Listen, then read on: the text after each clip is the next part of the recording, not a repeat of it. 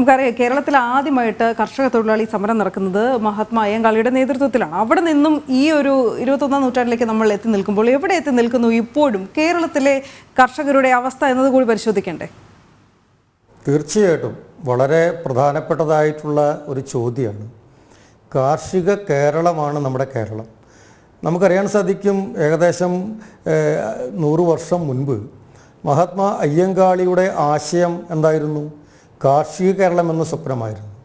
തൻ്റെ സമൂഹം കാർഷിക വൃത്തിയിലൂടെ മണ്ണിനെ സ്നേഹിക്കണം, മണ്ണിനെ കണ്ടറിയണം, അതുപോലെ തന്നെ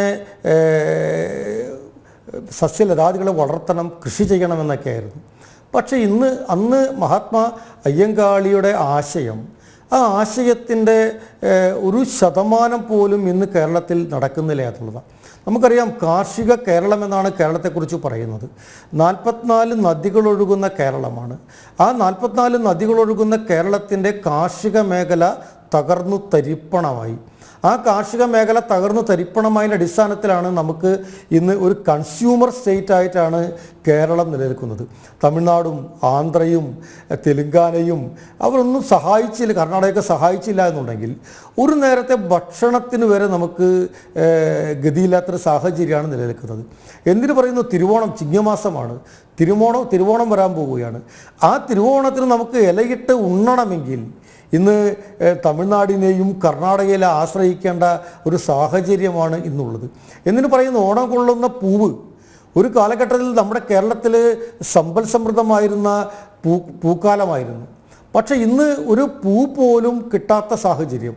ആ സാഹചര്യം അന്യ സംസ്ഥാനങ്ങളെ ആശ്രയിക്കേണ്ട ഗതികേട്. അപ്പോൾ യഥാർത്ഥത്തിൽ മഹാത്മാ അയ്യങ്കാളി പറഞ്ഞു വച്ച ആശയങ്ങൾ, ആ ആശയങ്ങൾ തുടർന്നു വന്ന സർക്കാരുകൾ കാർഷിക മേഖലയ്ക്ക് വേണ്ടി ഫലപ്രദമായി കാര്യക്ഷമമായി വിനിയോഗിച്ചിരുന്നെങ്കിൽ ഇന്ന് കേരളത്തിന് കാർഷിക മേഖലയുടെ ആ തകർച്ച ഒരിക്കലും ഉണ്ടാകുമായിരുന്നില്ല.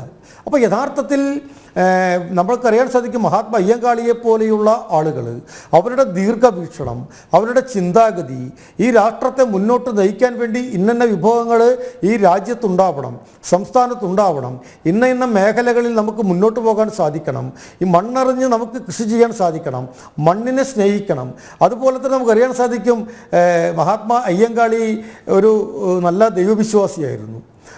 ദേവീക്ഷേത്രത്തിൽ സ്ഥിരമായിട്ട് പോയിക്കൊണ്ടിരുന്ന ഒരു വിശ്വാസിയായിരുന്നു മഹാത്മാ അയ്യങ്കാളി.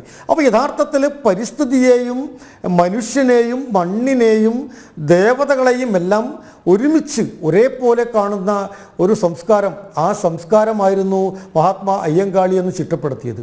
അപ്പോൾ അതുകൊണ്ട് യഥാർത്ഥത്തിൽ മഹാത്മാ അയ്യങ്കാളിയുടെ ആശയങ്ങൾ പിന്തുടർന്നിരുന്നെങ്കിൽ ഇന്ന് കേരളത്തിൻ്റെ കാർഷിക മേഖല ഇതുപോലെ തകരുമായിരുന്നില്ല. ഇന്ന് കാർഷിക മേഖലയ്ക്ക് വേണ്ടി ക്രിയാത്മകമായിട്ടുള്ള ഒരു പദ്ധതി പോലും നടപ്പിലാക്കാത്ത സാഹചര്യത്തിലേക്ക് നമ്മുടെ ഭരണകൂടങ്ങൾ എത്തിച്ചിരിക്കുകയാണ്.